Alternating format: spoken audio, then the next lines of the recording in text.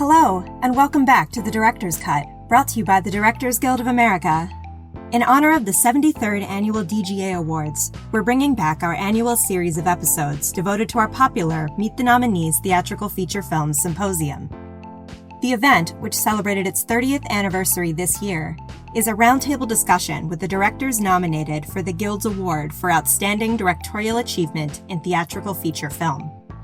This year's nominees include Isaac Chung, the director of Minari, Emerald Fennell, the director of Promising Young Woman, David Fincher, the director of Mank, Aaron Sorkin, the director of The Trial of the Chicago 7, and Chloé Zhao, the director of Nomadland.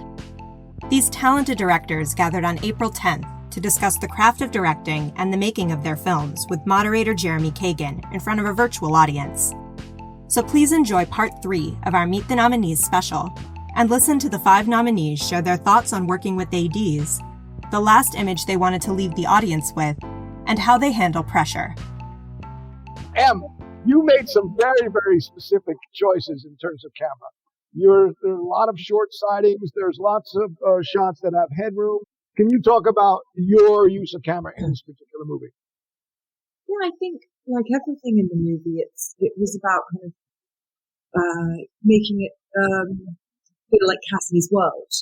So she's very contained and formal and still, and so a lot of the time it was about creating these kind of tableaus that were quite formal and old-fashioned in lots of ways, and static. I think it really helped. Often, as I said, people come off center. There's sort of slightly too much headroom, or you're prioritizing the things in the frame maybe that are surprising, and that was it's enormously helpful when you're talking about something who's kind of stultified. And it meant that when we did use Steadicam, like the tiny bits we did, which whenever we used to, either falling in love and loosening up, or she kind of lost control and, emotionally, and things were kind of, falling apart. You really felt it. We felt those moments. So things like the scene in the pharmacy, total different camera style than other scenes where you're much more formal. But talk also about, in fact, the scene that we had in the clip, the short sighting. This is a technique that, listeners used 100 years ago, but it's also something that's become quite common now. And I'm interested in how you sort of committed to it and what you feel from it when you use it. Well, I'm so sorry, Jeremy. What is short sighting? Oh, short sighting is this. Here, David and I are going to, let's see, David, I don't know where you are. I'm so sorry, DGA. Emerald, I'm with you. So, Em, it has to do with... On a screen, on a single with the looking room, if the character's looking right to left, oftentimes you create, some people will register the person in the center of the frame. Some people will give them looking room, and then you can also take that looking room away, and you can see the edge of the frame here, and it leaves more room for thought. So, for example, I think even though we've got mirrored screens, David, if you go to your screen left and I go to my screen, we're going to be probably somehow. The point is, then the normal thing would be to have them separated.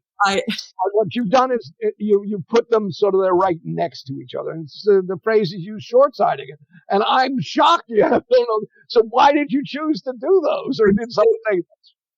Well, I think, my completely mortifying lack of jargon.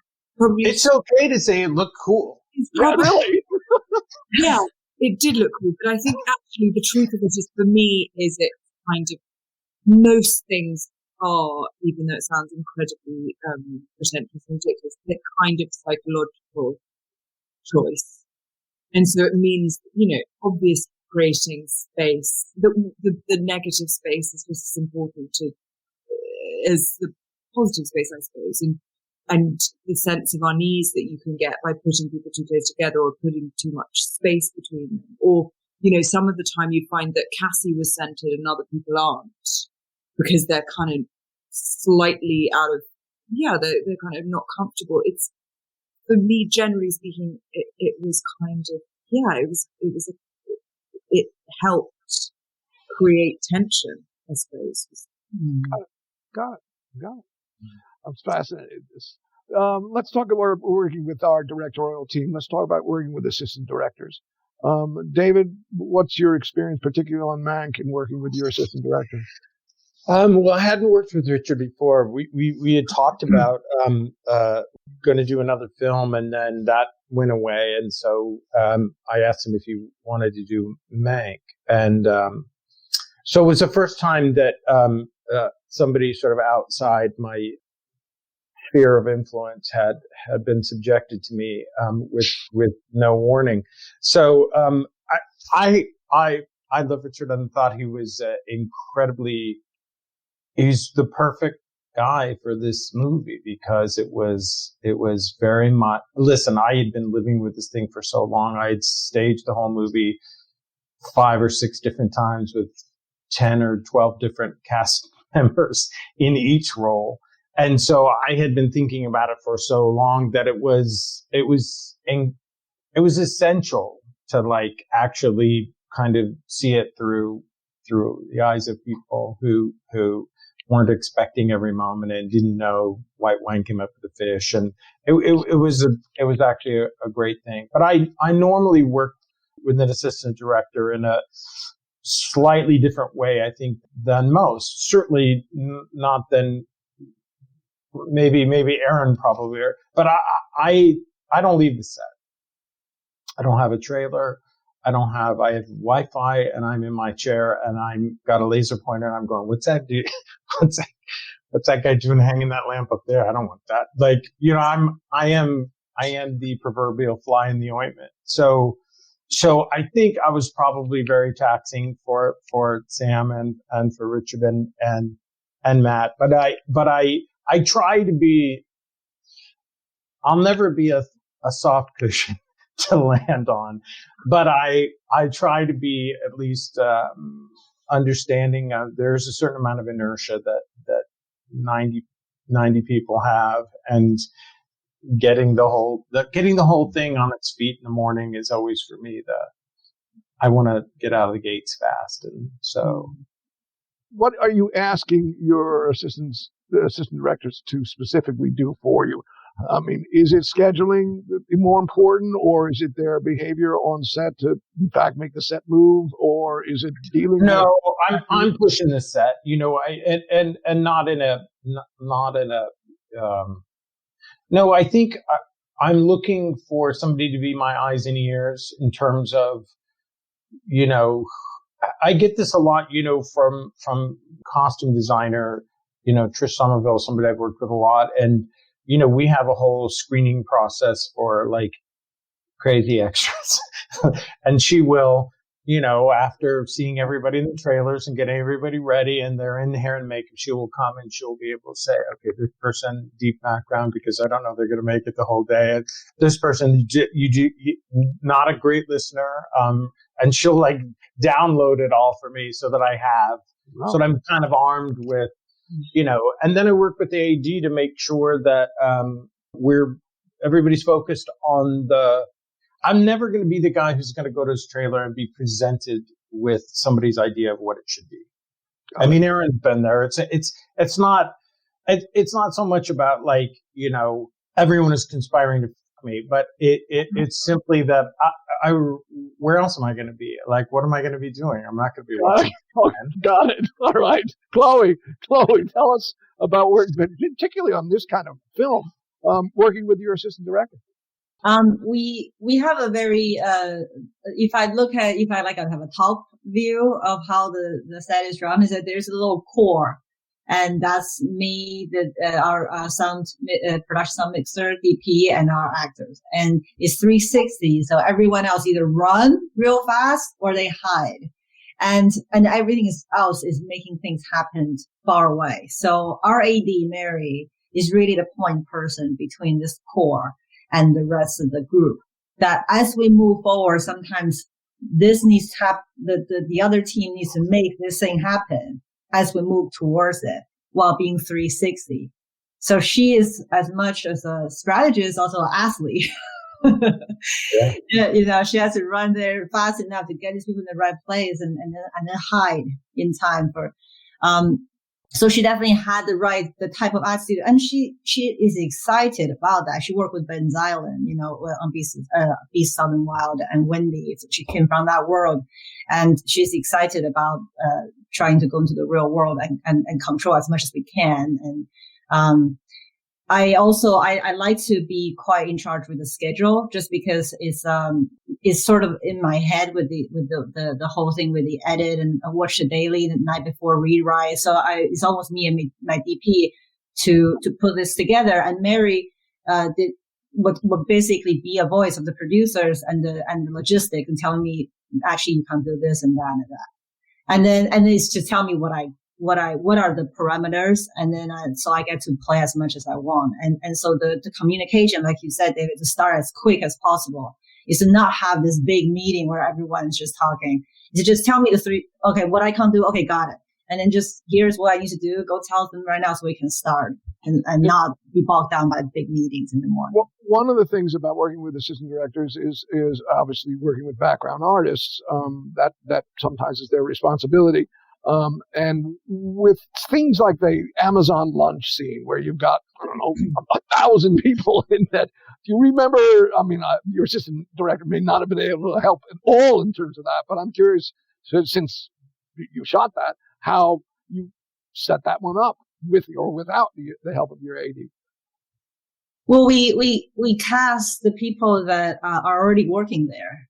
So they just happened to be there at that time. And, I think we might have shot during no, that's not true. No, we brought everyone. I think maybe after they finished lunch, we got people to agree to stay, and then they just come back in, and we position them in a way, that makes sense for the shots, especially the wet shots.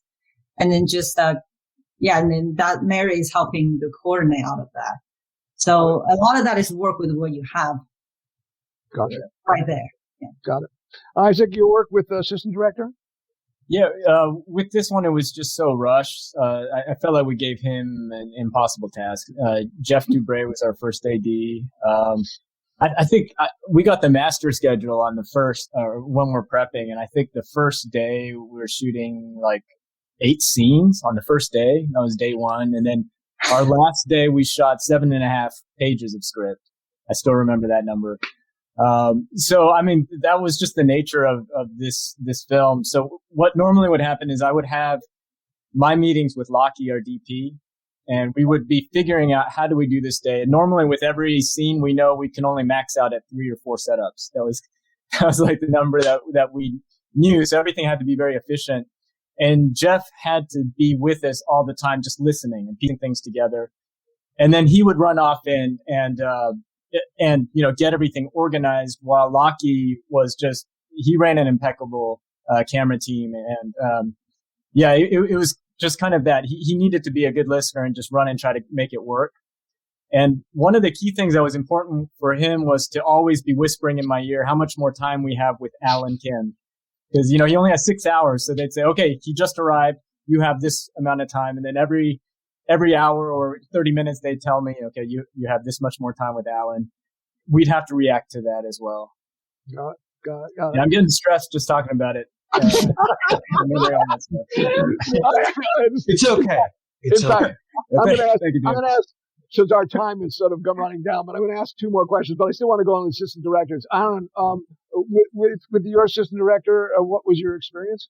We had a kind of legendary AD, Joe Reedy. He's phenomenal. I was so lucky. We all were to be able to work with him. You were able to give him a lot of tips. Some tips, David. Yeah. How to shoot action scenes, right? How to shoot action scenes. I'm sure you. It was mostly about how to shoot action. Yeah. And by the way, Isaac, for me, a 7-page scene is so fun. I obviously ran out of words. It's only 7 pages. But Joe ran the set. there were a lot of scenes in Chicago 7 with a lot of background. So he and his seconds had to run that too. But I would I had no preference in terms of the order that we were the order of the setups, except that I always obviously you want to start with the master. You want to start as far away as you can. I use that as rehearsal time, knowing I am not going to spend more than a second in the master once I get in the editing room. But I leave it to Joe to move the set along. The only thing I would say to him, I get why it takes a long time to in between setups or sometimes even in between takes.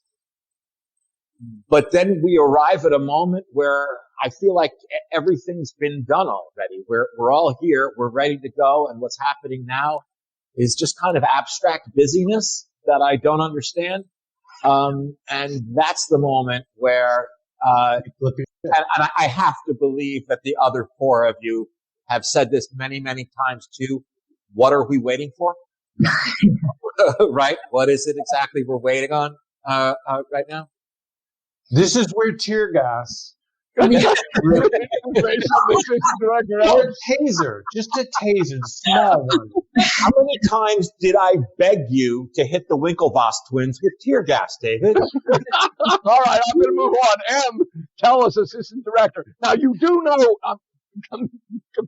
No, I don't. I'm so sorry. I don't understand what that job is. I do know what assistant director is. Look, I mean, it's sort of the same as everyone else. I hate meetings. I don't think I was in. I had a thing that I don't think I ever went into at once. I can't imagine anything more stultifying than having to discuss that kind of stuff.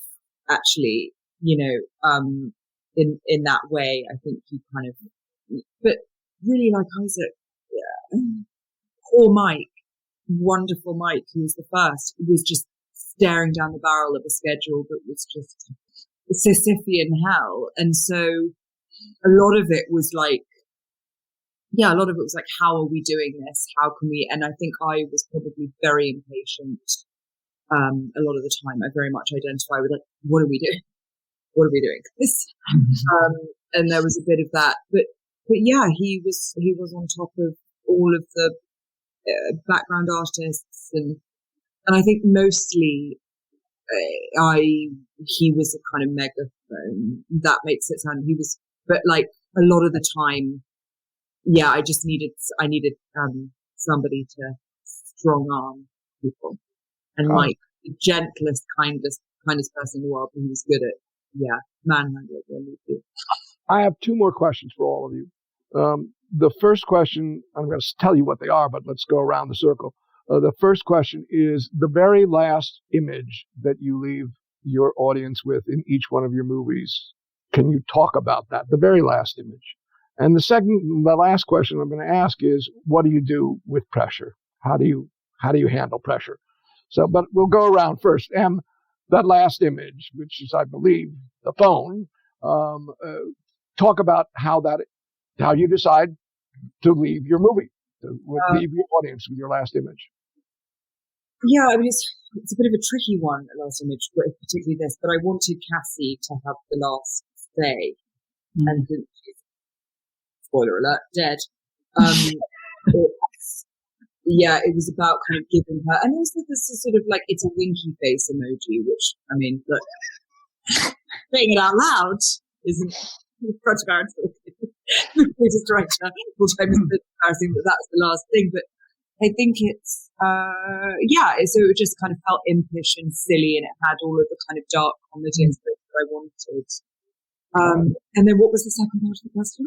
No, I'm going to come around. It's what do you do with pressure? But hold on to say, you can have pressure by thinking about what you're doing with pressure. We're going to go around. David, the last image in your movie. Now, it was in the script, and it was a hopeful, it was nonsense that never really happened in real life. He was presented with an Oscar after the ceremonies, and what he says in the film is something that he said to someone else. Yeah, I shot the script. Got it. And I deal with pressure. No, not yet. Poorly. Hold on. I'm doing this purposely. Chloé, I'm going to watch you come back from us. Chloé, what about you? The last image when she's walking, out of your frame. Actually, that's not the last image, but interesting you say that, because in the script, the last image is her leaving the door, right? And that's, when I went to Empire and did that myself during development, I knew that's the ending of the movie. And it's been like that. And then in editing, I didn't even think like that's the end of the movie. But then the lockdown happened and the pandemic happened, and I started getting notes saying like, we need a little more hope. And me, I'm like, no. And it ends with her leaving the house. And then as time went on, I go, yeah, it's true. Like, you came to the hope request? I usually would never do that. You are a great hope. By like June, I was feeling the weight, and I go, you know what? Maybe it's time to see the van moving down the road and just keep going. And yeah, but some people feel like the film ended leaving the door. And as a matter of fact, initially you did, and so then you have this other image, which what I'm interested in is, of course, the emotional effect that the last image of any movie is going to have. Now, obviously, the credits and the music and all kinds of other things going to happen, but there is that, and you're right. You have see you down the road in a sense.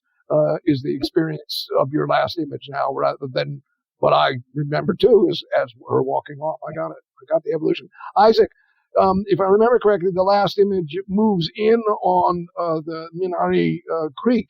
Do you remember where and how that evolved for you to be the last image in your movie? Yeah, I knew from the writing phase that I would end it there. What I didn't know is who would be at the Minari Creek. So that was something that I was working with. But it made sense to me to end it with it's Stephen Yeun and Alan Kim, the father and son, because ultimately I felt like this is something I was making for me and my dad, and also for me and my daughter. So just having that combination of father and the child together, it just felt right. It was an intuitive choice, really, not an intellectual one. Got it. Including the camera move, because if I remember correctly, you move in on them. You don't pull away like sometimes we might do as a last shot. This one moves in, if I remember correctly. Right. We just move in very, very, very slowly. I think we did. That was one where we afforded ourselves a lot to take. So we tried it a number of times. But yeah, we always knew that it needed to end with that slow push in, that gets ultimately, it's for economy. Like you see the, Minari patch, you see it growing, and then you end with the two people. And I didn't want it to I didn't want to cut there. I wanted it to just feel like it's moving into the end. So. Gotcha. Aaron, for you, it's an interesting experience in your movie because there is that wide shot that kind of freezes, and then comes to life again. And then there are the actual, actors that we actually get to see. How did the visual end of your movie evolve for you? Well, I too shot the script. I was working with a writer who's kind of cool about that. Gotta watch that. Yeah. That guy's tough. So I wanted the film to, I wanted to feel good at the end of the film. I wanted it to end with some inspiration. So it's the reading of the names and some people in the gallery cheering, some of them walking out in disgust, but defendants all standing up. One final act of defiance in the face of power. Faden and I, designed a pullback and a nice high shot, and we knew we'd be freezing the image for the postscripts that come on the scene. But the real final image isn't an image actually, because we snap to black and then hear 1,000 people chant "The whole world is watching," and then the music comes in and we roll the end credits. Did you plan also early on to actually credit your actors? Because in many ways, the last image is in fact them. Well, I'll tell you why I did that. No, I hadn't planned on doing that. But then I was Daniel, along with Celeste. They, on their own, on spec, behind my back, they wrote a song, Hear My Voice, which is nominated for an Academy Award for Best Song. And I was told when I was in the cutting room that the music branch of the Academy liked it more if there is an original song, when that song is over picture. Now I couldn't put this song over the end of the film because it just didn't belong there. The score that Daniel had written, belonged there. So the best I could do in terms of putting it over picture was to do the credits the way, I did it, with the actor's name. Which, by the way, I always, as an audience member, I find it kind of nice. I realize it feels a little like The Love Boat, but American Graffiti. But I like The Love Boat too. And American Graffiti. I was lucky enough to get the Crosby, Stills and Nash song for my version of this story, right. But that was years ago. Let's hit you with pressure. What do you do for pressure? I don't know what I do, but I think that my husband would say that I love it. I think I say I don't, but I think I like it. Like, I just don't think you could do this job if you didn't kind of. How do you handle it when you were feeling it? I think deadly calm, with an occasional lapse of judgment. But I like it. I think it's I feel quite calm when everything's. The more pressure there is, the thing that freaks me out more than anything is too much time, too much money, too much time to think. The pressure is, I think it's like. Aaron, for you, pressure, how do you handle it? You know what? All I can do is do my best to not inflict it on the pressure I'm feeling, to not inflict it on other people. People in my personal life and people at work. I've given up on trying to not feel pressure. But like Emerald, I think maybe the reason why I'm not able to stop myself from feeling pressure is that I'm scared that if I didn't feel pressure, I wouldn't do anything. That it's the pressure that's making me write, that's making me make the film, that kind of thing. I got it. Well spoken. Isaac, what about for you? What do you do with the pressure? I always feel like I just hold it all in, and that last day after production the last day after production, I get sick, or bad things happen because suddenly there's this release of that, and it's a weird thing. I'm sure so many directors know that feeling of once that's gone. It's weird, that tension that you're holding for so long. I got it. I don't know if that answers the question. But. No, it gets close enough. Chloé, what about for you? What do you do with pressure? It depends on what type of pressure it is. But some days it's like that movie Melancholia. I feel like Kristen does in that movie. Like I feel nothing, and it's the worst it gets. But other days I will cry with anyone, from a PA, an extra, to the executive producer. I will cry to anyone who listens to me. I would just sob, and then the pressure out, and it's gone. It's probably you guys would do that on set, but I love it. And David, what about for you? I'll just inflict it on whoever's standing closest. That's what I thought. That's why I wanted you to look. No, I'm learning so many adult things here, like how to deal with pressure. I'm learning the end of your movie should have either hope or uplift and not uremic poisoning, and I'm hoping to apply all of this in the future. But I invariably default to a walking vivisectionist, and so I try to sort of stay away from other people when I'm particularly morose. Well, listen, I want to thank all five of you for spending the time with all of us. sharing how you do what you do and do so well is a real gift. So on behalf of the Directors Guild, congratulations on obviously wonderful films and your nominations, but also thank you. Thank you just for spending time with us, and we appreciate it. So I'm going to say, under pressure, this is the end of our Meet the Nominees with the outstanding directors for Best Thank you, Feature Jeremy. Film. Thanks very much. Thank Thank you. Jeremy. Thanks, everyone. Bye, kids. Thank you, everyone. We hope you enjoyed listening to this exclusive discussion.